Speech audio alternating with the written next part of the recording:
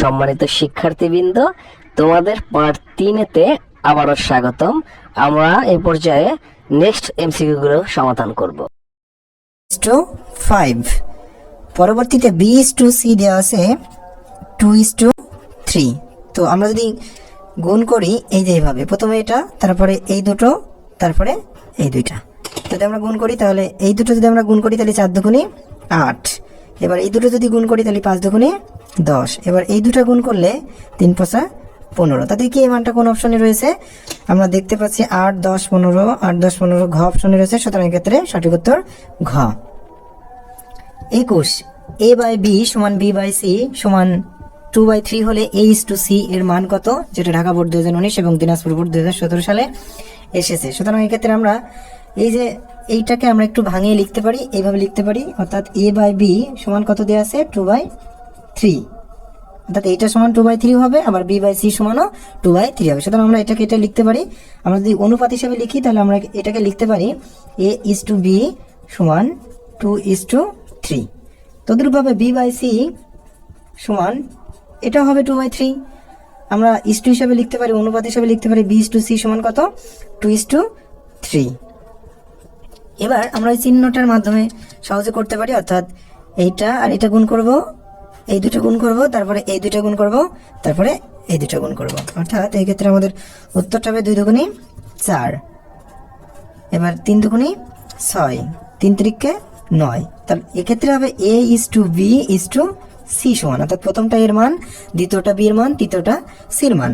তো আমাদের চেয়েছে তিনটাই চাইনি, এখানে লক্ষ্য করতে হবে তিনটাই কিন্তু আমাদের চাইনি। সুতরাং দুইটা চেয়েছে আমাদের, কোন দুইটা?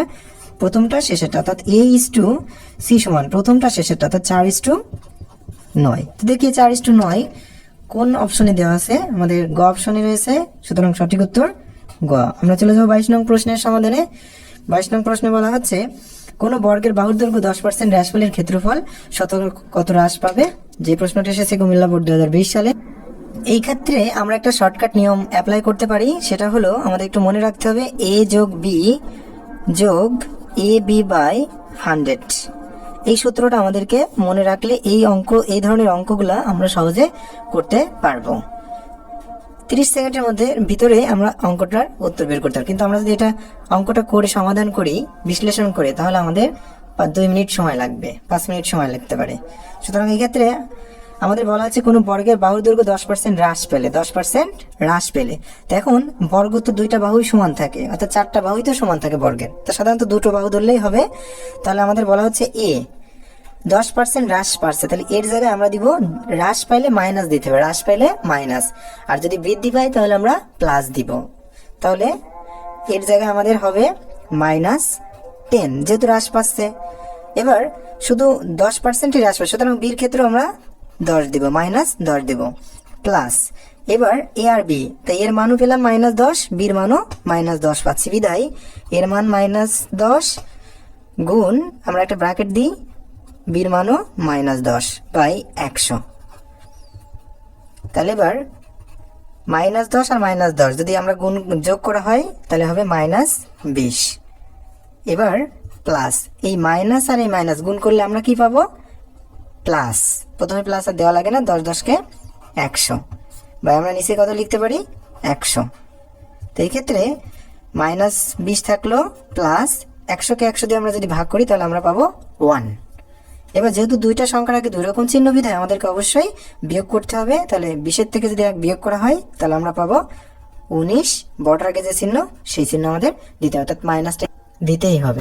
এই মাইনাসটা হলো কি হ্রাসের জন্য, মাইনাসটা কেন আসছে? এটা হ্রাসের জন্য। সুতরাং এই ক্ষেত্রে 19% আমাদের কি হয়েছে? হ্রাস পেয়েছে। তা দেখি আমাদের প্রশ্নেই বলছে শতকরা কত হ্রাস পাবে। সুতরাং এই মাইনাসের জন্য হ্রাস পাচ্ছে, কত পার্সেন্ট হ্রাস পাবে? শতকরা 19 ভাগ। তো দেখি 19টা কোন অপশনে দেওয়া আছে।